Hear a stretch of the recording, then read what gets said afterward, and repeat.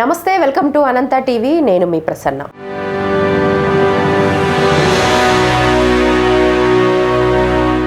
ప్రస్తుతం సొసైటీలో జరుగుతున్నటువంటి కొన్ని ఇష్యూస్ గురించి, అలాగే చట్టాల గురించి మనతో మాట్లాడడానికి ఇవాళ ఉన్నారు ప్రముఖ జస్టిస్, లాయర్ అండ్ రెండు ఉభయ రాష్ట్రాల్లో కూడా హైకోర్టు అడ్వకేటర్గా కూడా ఉన్నారు. ఆయనే నేరెళ్ళ మాలాద్రి గారు. సార్తో మాట్లాడదాం. హలో సార్, నమస్తే. సార్, గత 2 రోజుల నుంచి గట్టిగా వినిపిస్తున్న కేసు ఏంటి అంటే ప్రణీత్ హనుమంతు అనే వ్యక్తి బ్లాక్ కామెడీ అంటూ ఫన్ వేలో ఏదో డార్క్ కామెడీ అంటూ నలుగురు స్నేహితులు కలిసి ఒక కంటెంట్ని తీసుకోవడం, అది అసహ్యంగా, లైంగికంగా చిన్నపిల్లల మీద కావచ్చు, ఆడవాళ్ళ మీద కావచ్చు, అసభ్యంగా మాట్లాడటం, ఇలాంటివన్నీ చేస్తున్నారు. రీసెంట్గా అతన్ని అరెస్ట్ చేయడం కూడా జరిగింది. దీని మీద చాలామంది సినీ ప్రముఖులు కావచ్చు, రాజకీయ నాయకులు కావచ్చు స్పందించారు. సో అతని మీద ఎలాంటి సెక్షన్స్ పెట్టబోతున్నారు, అతనికి ఎలాంటి శిక్ష పడే ఛాన్సెస్ ఉన్నాయంటారు? నమస్కారం. ముందుగా మీ అనంత టీవీ ప్రేక్షకులకి, యాజమాన్యానికి, మీ సిబ్బందికి అందరికీ ప్రత్యేక ధన్యవాదాలు, కృతజ్ఞతలు, అభినందనలు. ఇది సామాజిక బాధ్యత కలిగిన వాళ్ళు మాత్రమే ఇటువంటి సబ్జెక్ట్స్ తీసుకొని ముందుకు వస్తున్నారు. వీరిని ఈరోజు బెంగళూరులో నిన్న రాత్రి అనుకుంటాను అక్కడ అరెస్ట్ చేసి పీటీ వారెంట్ మీద హైదరాబాద్ తీసుకొచ్చి కోర్టులో కేసులో పెడుతున్నారు. Crime number 18/2024 crime number. దీంట్లో ఐటీ యాక్ట్లో ఉన్న కొన్ని సెక్షన్స్ వైలేట్ చేశారు అని కేసు పెట్టారట. బయటకు వచ్చిన మటుకు ఒక్కటే ఒక సెక్షన్ వచ్చింది, 65B.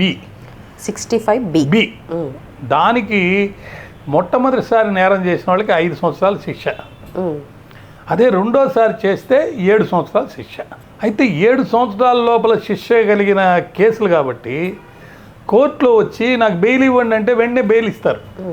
7 సంవత్సరాల కంటే ఎక్కువ పనిష్మెంట్ ఉన్న కేసుల్లో అయితే బెయిల్ రావడం కష్టం. ఓకే, ఇది 5 సంవత్సరాలే కాబట్టి ఈజీగా బెయిల్ వస్తుంది. కానీ మరొక వార్త వింటున్నామంటే ఏంటంటే, 2 తెలుగు ప్రభుత్వాలు, అంటే తెలుగు రాష్ట్ర ప్రభుత్వాలు కఠినంగా శిక్షించాలని, ముఖ్యంగా బట్టి విక్రమార్క గారు కానీ, రేవంత్ రెడ్డి గారు కానీ ప్రత్యేకంగా శ్రద్ధ తీసుకొని ఈ కేసు రిజిస్టర్ చేయడం కానీ, ఇట్లాంటి వాళ్ళ మీద చర్యలు తీసుకోవడం అని చెప్పడం కానీ, వెనువెంటనే కార్యంలోకి తిరగటం కానీ వాళ్ళని చక్కగా అభినందించాలి. అదేవిధంగా సాయి ధరమ్ తేజ్, ఆయన పేరేదో మార్చుకున్నారట. మరి అన్స్టాపబుల్లో బాలయ్య బాబా ఆయన్ని స్టాప్ చేయటం జరిగింది కొన్ని సందర్భంలో, అది వేరే విషయం.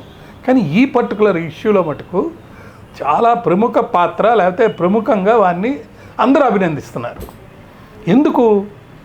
పరులకి సహాయం చేసేది, లేకపోతే పరులకు సేవ చేసేది మన భారతీయ సంస్కృతి, సాంప్రదాయం, లేదా వేదాలు, ఉపనిషత్తులు అలా చెప్తున్నాయి.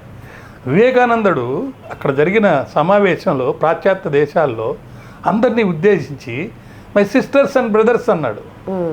అంటంతో అక్కడ ఉన్న వాళ్ళంతా ఆ ప్రేమకు లోనైపోయి ఆ రోజు నుంచి ఆయన ఒక యువ నాయకుడు, ఆరాధ్య దేవుడయ్యాడు. అది మన భారత్. మరి నువ్వు అదే దేశంలో పుట్టి, చక్కటి ఫ్యామిలీలో పుట్టి, బెల్ట్ తీసే ఒక ఫాదర్ సన్నివేశాన్ని చూపించి పిల్ల, అంటే ఆడపిల్ల, చిన్నపిల్ల, 6 ఏళ్ల పిల్ల మీద అప్స్కీన్గా ఏదో ఘోరం నేరం అన్యాయం చేయబోతున్నట్టు ఆ పిల్లని అప్స్కీన్గా రిమార్క్స్ చేస్తూ పైశాచికత్వంగా నవ్వుతూ, ఆ నవ్వు ఏదో పెద్ద అందరికీ ఆనందం కల్పించే కామెడీ అని చెప్పి పక్కన వాళ్ళు దానికి సపోర్ట్ చేస్తారు 2-3. మరి ఇంత చెత్త బుర్ర ఉన్న నిన్ను, మరి నీవు చెప్పినటువంటి ఏదైతే నిన్ను క్షమాపణలు అడుగుతున్నావు అది ఎవరు నమ్ముతారు? ఒక పక్క నువ్వేమో అందరి మీద కామెంట్ చేయొచ్చు, తండ్రి మీద, పిల్ల మీద, వాళ్ళు ఎవరో సంబంధం లేనిది. కానీ నీ తండ్రుల మీద ఎవరైనా కామెంట్ చేస్తే మరి నువ్వు 2 చేతులు ఎత్తి నేను మొక్కుతున్నాను, ఏ తప్పు చేసినా నేనే రెస్పాన్సిబిలిటీ తీసుకుంటున్నాను, నా తల్లిదండ్రులది ఏం లేదని ఇప్పుడు చెప్తున్నావే, మరి ఆ బిడ్డ, ఆ తండ్రిది ఏముంది? వాళ్ళు ఏం చేశారు? ఎందుకు వాళ్ళ మీద నువ్వు ఇలాంటి ఘోరాన్ని చేశావు? ఒక్కసారైనా ఆలోచించావా? మరి నీలో పరివర్తన వచ్చి ఉంటే ఖచ్చితంగా ఆ వీడియో తీసేసి ఉండేవాడివి. వీడియోలో ఒక పార్టే తీసేశారు, మిగతా అంతా అట్లే ఉంది. అదేవిధంగా గతంలో అనేక వీడియోలు చేశారు. నాకు అదే క్వశ్చన్. ఎన్నో వీడియోల్లో ఒక్కొక్క వీడియో చూస్తుంటే అది పైశాచికత్వం కాదు, అంతేకాకుండా ఒక క్రూరముఖమైన మేకవన్య పులి అంటారే, దాని తల నరకాలి. ఆ మేకవన్న పులి తల నరికితేనే అది దవకు వస్తుంది అనమాట. మరి ఒక వీడియో నేను చెప్తాను మీకు. ఒక స్త్రీ ఆమె ఇలా చేయి పెట్టేసి ఇట్లా పెట్టి వేసేసాడు అన్న మాటలకి దాన్ని మార్ఫింగ్ చేసి అదేదో సెక్స్కి సంబంధించిన మాటలుగా చిత్రీకరించారు. యాక్చువల్గా అమ్మాయి టాటూ వేయించుకొని చెప్పిన మాటలు అయ్యి. దాన్ని మీరు మార్ఫింగ్ చేయొచ్చా? ఏ చట్టంలో ఏ ధర్మంలో ఇలాంటివి ఉన్నాయి? ఎక్కడా లేవు. కాబట్టి ఖచ్చితంగా మనం అందరం ఖండించాలి. అందరూ ఖండిస్తున్నారు, చర్యలు తీసుకుంటున్నారు. ఖచ్చితంగా వీళ్ళకి పనిష్మెంట్ పడేలా చూస్తారు. అంటే సార్ వీళ్ళు చేసిన అతి అనే చెప్పాలి. ఇది పొగురు బట్టి ఇలాగా ఒక వీడియో కాదు సార్, ఇలాగ చాలా వందల వీడియోలు చేసి పెట్టారు వీళ్ళంతా కూడా. అంటే కేవలం వీళ్ళకి ఒక 5 ఏళ్ళు శిక్ష వేస్తే సరిపోతుందా? భలేవాదానివి. అంటే అది తప్పు కదా. అది చాలా చిన్న విషయం. మాది పల్లెటూరు, చిన్న ఊరు, అంటే టౌనే. మా ఊర్లో ఏమంటారంటే చెయ్యి మీద దెబ్బ కొడితే చెయ్యి నొప్పేస్తుందట, కాలు మీద దెబ్బ కొడితే కాలు నొప్పేస్తుంది. అదే జోబు మీద దెబ్బ కొట్టాడు అనుకో, అంటే డబ్బుల మీద దెబ్బ కొట్టాడు అనుకో, ఒళ్ళంతా పెయిన్ వస్తుందంట, ఒళ్ళంతా భయం పుడుతుందంట.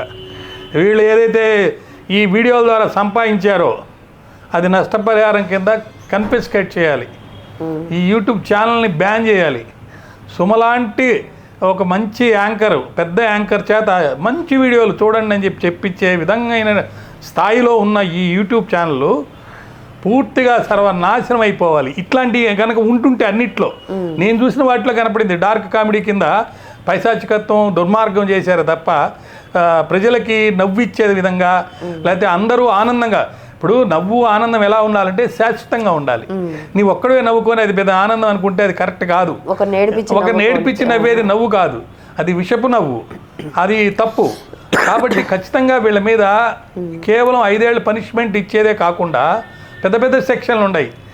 ఇట్లాంటి ఎంతోమంది మాలాంటి మీలాంటి వాళ్ళ మనోభావాల్ని కించపరిచే విధంగా, అక్రమంగా, అన్యాయంగా, చట్ట వ్యతిరేకంగా ఇబ్బంది పెడుతున్నారు. అందరి ఇళ్లలో దీని గురించి మాట్లాడుకుంటున్నారు. ఇది పబ్లిక్ పీస్ డిస్టర్బెన్స్, దానికి వేరే చట్టాలు ఉన్నాయి. అదేవిధంగా ఇంకోటి ఏంటంటే బాధితులు, ఇప్పుడు ఈ కేసులో బాధితులు ఆ పాప తల్లే కాదండి, మనోవేదన పడే ప్రతివాడు బాధితుడే. నువ్వన్న మాటలు సమాజం మీద ఒక ప్రభావాన్ని చూపించినాయి, చెడు ప్రభావాన్ని. దానికోసం చింతిస్తున్నారు. రేపు నా పిల్లలకి ఏం జరగద్దో ఈ సోషల్ మీడియాలో ఎలా వస్తే. ఇప్పుడు ఆంధ్రప్రదేశ్ రాష్ట్రంలో గీతాంజలి అనే అమ్మాయి మీద ట్రోలింగ్ జరిగితే అక్కడ చచ్చిపోవడం జరిగింది. అమ్మాయి అనేక విధంగా ఈ పైశాచికత్వం వల్ల అనేక ట్రోలింగ్లు జరిగి ఆ ట్రోలింగ్లు తట్టుకోలేక మానసికంగా కొంచెం ఇంబ్యాలెన్స్ ఉన్నోళ్ళు ఏదో ఒక చర్య తీసుకుంటున్నారు. కాబట్టి అటువంటి చర్యలకి తావు తీసే విధంగా ఈయన యొక్క యాక్షన్ ఓరల్గా కానీ లేకపోతే వీడియోల రూపంలో కానీ జరిగింది. కాబట్టి ఖచ్చితమైన చర్యలు, గట్టి చర్యలు ఈ ఒక్క సెక్షన్ కిందే కాకుండా ఇంకా జరుగుతాయని నేను ఆశిస్తున్నాను. Okay sir. అంటే సార్ ఇతని మనకు తెలిసి హనుమంత్ ఒకడే కాదు సార్, చాలామంది ఇలాంటి వాళ్ళు సోషల్ మీడియాలో లైక్ ఆడవాళ్ళ గురించి మనం మొన్న చూసాము. ఒక సోల్జర్ చనిపోతే ఆయన వైఫ్ చక్ర మన ప్రెసిడెంట్ చేతుల మీదుగా అవార్డు అందుకోవడానికి వస్తే ఆ అమ్మాయి స్మృతా సింగ్ అమ్మాయి వస్తే ఆ అమ్మాయి మీద కూడా ట్రోల్స్ చేశారు. అందంగా ఉన్నావని, ఇలా అని, అలా అని. భర్త చనిపోయి ఆ అమ్మాయి వస్తే, అంటే సోషల్ మీడియాలో నిత్యం కూడా పిల్లల మీద, ఆడవాళ్ళ మీద ఇలా అసహ్యంగా మాట్లాడే వాళ్ళ మీద కఠినంగా, శాశ్వతంగా ఎలాంటి పరిష్కారం తీసుకోవాలి, ఎలాంటి చట్టాలు తీసుకురావాలంటారు? ఇప్పుడు సోషల్ మీడియా ఇన్ఫ్లుయెన్సర్స్ అని ఒక కేటగిరీ ఒకటి తయారైంది. ఎందుకంటే వాళ్ళు ఏం చేస్తారంటే కొంతమంది వ్యూస్ కొనుక్కుంటున్నారు, కొంతమంది లైక్స్ కొనుక్కుంటున్నారు, ఏదో ఒకటి చేసి, లేకపోతే వాళ్ళకున్న డబ్బు, పరుగుబడి, కులము ఏదో ఒకటి పెట్టుకొని ఒక ఛానల్ని ఏదో ఒక విధంగా పాపప్ చేసి ఒక స్థాయికి వెళ్ళి నేను ఒక ఇన్ఫ్లుయెన్సర్ అని చెప్పి వాళ్ళల్లో అందరూ అనడం లేదు, కొంతమంది ప్రత్యేకంగా బాలలపై చిత్రాలు, వీడియోలు తీసి కించపరుస్తూ లేకపోతే అవమానపరుస్తూ వాళ్ళే బాధపడుతుంటే వీళ్ళు ఆనందపడే వాళ్ళు చాలామంది ఉన్నారు. అటువంటి వాళ్ళని కట్టైలు చేయాలంటే మిగతా ఇన్ఫ్లుయెన్సర్స్ ఉన్నారే వాళ్ళు మంచి చిత్రాలు తీయాలి. ఇప్పుడు మాయాబజార్ చిత్రం ఎన్ని రోజులైనా మనం చూస్తున్నాం, శంకరాభరణం చిత్రం ఎన్ని రోజులైనా మనం చూస్తున్నాం, దాన్ని మర్చిపోలేము. అటువంటి చిత్రాలు ఇంకా రావాలి, లేకపోతే అటువంటి వీడియోలు రావాలి. వాటి యొక్క ప్రభావం వల్ల ఇటువంటి పనికి మాలిన తీసే సోషల్ మీడియా ఇన్ఫ్లుయెన్సర్ల యూట్యూబ్లు పక్కకి వెళ్ళిపోవాలి ఒకటి. రెండోది, ఇప్పుడు కొంతమంది మాత్రమే, ఎక్కువ మంది వాడుకుంటున్నా కొంతమంది మాత్రమే వాళ్ళ పిల్లలు, వాళ్ళ కుటుంబాల గురించి చిత్రాలు కానీ వీడియోలు పోస్ట్ చేస్తున్నారు. అలా కాకుండా అందరూ పోస్ట్ చేయాలి.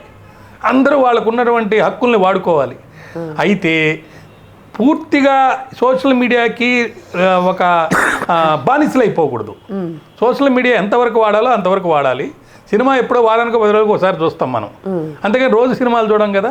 అట్లే సోషల్ మీడియాలో మనకి ఎప్పుడు అవసరమైతే దాన్ని అప్పుడు వాడుకునేటట్టుగా వాడుకుంటూ ప్రతి వ్యక్తి కూడా తన అమూల్యమైన సమయాన్ని, విశిష్టమైన సమయాన్ని, అత్యంత విలువగల సమయాన్ని సద్వినియోగం చేసుకొని ధార్మికమైన విలువైన శాశ్వతమైన సంపదని సృష్టించుకోవడానికి కొన్ని ఆశయాలు పెట్టుకోవాలి. ఆ ఆశయాల కోసం పాటుపడుతూ జీవిస్తూ ముందుకెళ్ళేటప్పుడు అది ఒక మంచి సాధన ద్వారా జరగద్ది. మంచి సాధన ఎప్పుడు ఉంటుంది? ఇతరులకు ఆనందం కలిగించేది, తద్వారా మనం ఆనందం పొందటం. మంచి సంపద ఎప్పుడు క్రియేట్ అవుతుంది? అది శాశ్వతమైన సంపద. ఏదో ఫిజికల్గా కొన్ని వాంట్స్ కోసం ఒక కారు కొంటే ఒక ఆనందం కాసేపు వస్తుంది, అది పంచర్ అయినా, అది యాక్సిడెంట్ అయినా మళ్ళీ దుఃఖం వస్తుంది. అలాంటి ఆనందం కాకుండా విలువైనటువంటి, నిజమైనటువంటి, శాశ్వతమైనటువంటి ఆనందం నీకు రావాలంటే మన దేశ సంస్కృతి, మన భారతీయ విలువలు నువ్వు కాపాడుకుంటూ ఇతరులకు కూడా అదే విధంగా ఒక బోధన, గురువుల్లాగా ఎట్లా చేస్తారో. గతంలో గురువులు ఉన్నారు, స్కూల్స్లో విలువలు పాటించేటట్టు విలువలను నేర్పేవాళ్ళు. మహాభారతం తల్లి కూడా, తల్లిదండ్రులు చిన్నప్పుడు వాళ్ళకి భోజనాలు పెట్టేటప్పుడు ప్రేమతో మరి చక్కగా భారతం, రామాయణము, కథలు, చందమామ కథలు చెప్తూ పెట్టేవాళ్ళు. మరి ఇప్పుడు తల్లిదండ్రులు కొంత వీళ్ళల్లో వాళ్ళ జీవన విధానం వల్ల కానీ, కుటుంబ పరిస్థితుల వల్ల కానీ కొంత టైం లేకుండా పోయింది. కానీ వాళ్ళు గుర్తెరగాలి, అయ్యా అప్రమత్తంగా మీరు ఉండాలి. దాంతోపాటు మీ మీద ఒక సామాజిక బాధ్యత ఉంది. ప్రభుత్వాలు ఏ విధంగా బాధ్యత వహించి ఇటువంటి పిల్లలకి, చిన్నారి పిల్లలకి వలనరబుల్ వీళ్ళు పెద్దవాళ్ళలాగా అటాక్ చేయలేరు. వాళ్ళని ఏమన్నా పట్టించుకోరు, ఇంకా నవ్వుతూనే ఉంటారు. మీరు అన్నది కూడా వాళ్ళకి అర్థం కాదు. కాబట్టి వాళ్ళకి భద్రత కరువైంది. కాబట్టి భద్రత గవర్నమెంట్ కల్పించాలి. ఈ గురువులు, తల్లిదండ్రులు, బంధువులు, స్నేహితులు బాధ్యత వహించి వాళ్ళు ఏం చేస్తున్నారు అనేది గమనిస్తూ వాళ్ళు రాంగ్ ట్రాక్లో పోతుంటే ఎక్స్ప్లెయిన్ చేసి చెప్పాలి. మళ్ళీ కొంతమంది చిన్నపిల్లలు కూడా యూట్యూబ్లోకి వచ్చి క్రియేట్ చేస్తున్నారు. వాళ్ళల్లో ఉన్న స్కిల్స్ డెవలప్మెంట్ కోసం ఇతరులతో ఇంటరాక్ట్ అయ్యి ముందుకెళ్ళాలని వస్తున్నారు. అటువంటి వాళ్ళకి తల్లిదండ్రులు ప్రొటెక్షన్ ఇవ్వాలి, యూట్యూబర్స్ ప్రొటెక్షన్ ఇవ్వాలి. మళ్ళీ ఆ పిల్లల్లో కూడా ఒక విషయాన్ని ఇన్కల్కేట్ చేయాలి. ఇది చూసి నేను ఎవరన్నా కామెంట్ చేసినా బాధపడి బాధపడి, లేకపోతే ఎవరన్నా ఒక మాట అంటే నన్ను అన్నారని చెప్పి, నేను తప్పు చేయకపోయినా నన్ను అన్నారని ఏడుస్తూ దాన్ని ఆ వేదిక నుంచి పక్కకి వెళ్ళిపోవటం, లేకపోతే ఆత్మహత్యలు చేసుకోవటం, ఫెయిల్ అయ్యారని ఎవరో ఏదో అన్నారని పైనుంచి దూకింది ఒక అమ్మాయి. అట్లాంటి పరిస్థితి లేకుండా ఉండాలంటే ఎడ్యుకేషన్ ఈజ్ ఇంపార్టెంట్.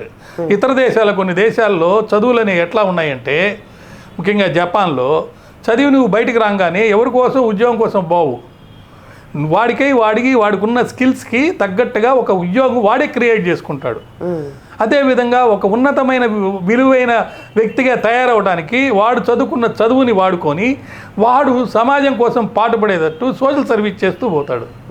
సోషల్ సర్వీస్లో భాగంగా వాళ్ళలో ఉన్న తప్పులు ఏమైనా ఉంటే సంస్కరించుకుంటున్నాడు.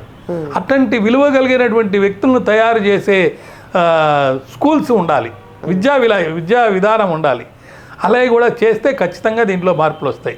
మరొకటి డెఫినిషను, అంటే విక్టిమ్, ఎవరు విక్టిమ్ అనే దాంట్లో కేవలం ఫిజికల్గా ఎవరికైతే హామ్ జరిగిందో, కేవలం మెంటల్గా ఎవరికైతే హామ్ జరిగిందో, ఎవరిని ఉద్దేశించి వాడు ఏమన్నాడో వాడు మాత్రమే విక్టిమ్ అనుకోకుండా ఎవరు బాధపడినా ఒక విషయం చూసి ఖచ్చితంగా వాళ్ళందరూ విక్టిమ్లు అయ్యి వాళ్ళు కోర్టుకు వెళ్ళి వ్యవహారం చేసేటట్టు చట్టాల్లో మార్పు రావాలి.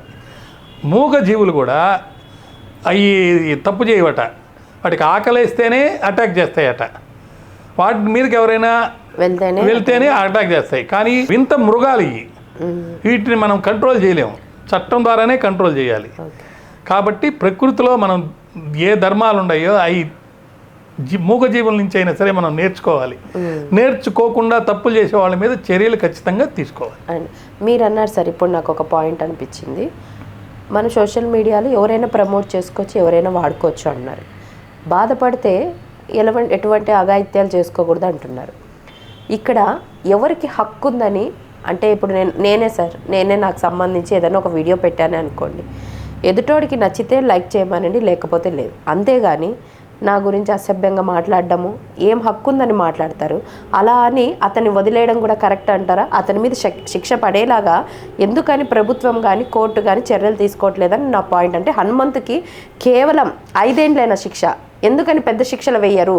ఒకరికి శిక్ష పడితేనే కదా ఇంకొకరు ఆ తప్పు చేయడానికి భయపడతారు. ఎందుకని ఇలాంటి కఠినమైన ఏమంటారు శిక్షలు తీసుకురారు? ఖచ్చితంగా మార్పులు వస్తాయి. ఇటువంటి కేసుల్లో ముఖ్యంగా ఎక్కడైతే చిన్నారులు వనరబుల్ అయ్యారో వాళ్ళ మీద అటాక్ చేసిన కేసుల్లో తప్పకుండా ఇంకా పెద్ద పెద్ద సెక్షన్లు పెడతారు. రాబోయే రోజుల్లో ఈ డార్క్ కామెడీలు ఇవన్నీ పోయి మంచి కామెడీ అని పెట్టి పాత రోజుల్లో మన సినిమాలు క్షమాపణ అడిగితే అయిపోతుంది కదా సార్. ఇప్పుడు క్షమాపణతో అయిపోదు కదా, అయిపోదు. ఇంకా చాలా జరగదు. చూడండి, ఈ 2 రాష్ట్ర ప్రభుత్వాలు గట్టిగా ఉన్నాయి, చర్యలు తీసుకునే పరిస్థితిలోనే ఉన్నాయి. ఇప్పుడు రాహుల్ గాంధీ కేసులో ఏం జరిగింది? చాలా మంది ఎక్కడెక్కడి నుంచో కంప్లైంట్ ఇచ్చారు. ఒక కేసులో శిక్ష పెడితే అది తప్పించుకుని పోయేటప్పుడు ఇంకో కేసు. ఇప్పుడు చట్టాల్లో మార్పులు వచ్చినాయి కాబట్టి డిజిటల్ ఎలక్ట్రానిక్ మీడియాలో కూడా నీ కంప్లైంట్ పోలీస్ స్టేషన్కి ఇచ్చే పరిస్థితి ఉంది కాబట్టి ఖచ్చితంగా కేసులు పెరుగుతాయి. ఎవరెవరైతే బాధపడ్డారో ఇప్పుడు బాధితులంతా బయటకు వస్తారు. ఏ వీడియోలో అయితే వాళ్ళు ఇప్పుడు అమ్మాయి నేను చెప్పాను కదా, టాటూ అమ్మాయి, ఇంకెవరు టీచరు, ఇంక చాలా ఉన్నాయి కొత్త వాళ్ళందరూ బాధపడ్డ వాళ్ళందరూ ఖచ్చితంగా తెలుసుకుంటారు. ఇప్పుడు తెలుసుకొని చూసి క్రిమినల్ కంప్లైంట్లు పెడితే అప్పుడు మజా వాళ్ళు ఏదైతే వికృతమైన ఆనందం పొందారో ఆ వికృతమైన ఆనందానికి దేవుడు ఖచ్చితంగా చూపిస్తాడని నేను భావిస్తున్నాను. Okay sir.